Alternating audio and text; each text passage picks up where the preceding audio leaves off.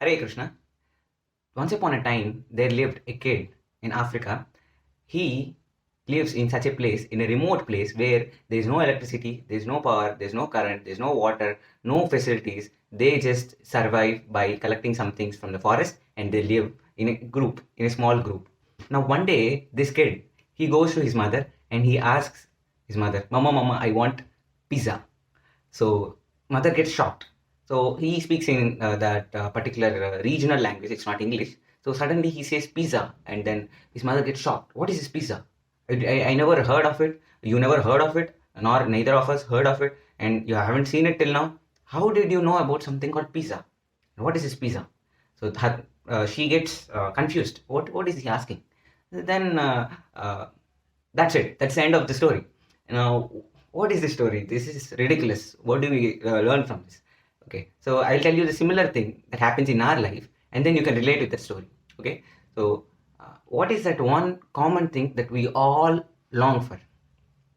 What is it one single thing that each one of us need or we want it? And if you observe, all of us, we want to live forever. The tendency to live forever is present in every one of us. No matter whether we are small or we are grown up or we are old, whomever you go and ask, they never say that I will die now or I will die after 10 years. So even a 90 years or 100 years person, if you ask, he will say, okay, let me live 10 more years or 100 more years. If he gets that energy and strength, then he's ready. He wants to live. No one wants to die. Everyone wants to live forever. And even in the movies also, earlier they used to keep at the end. They used to keep the end.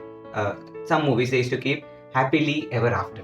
So they want to live forever, and that too happily with whatever they have. So that is called eternity. We want to live forever. What is this tendency?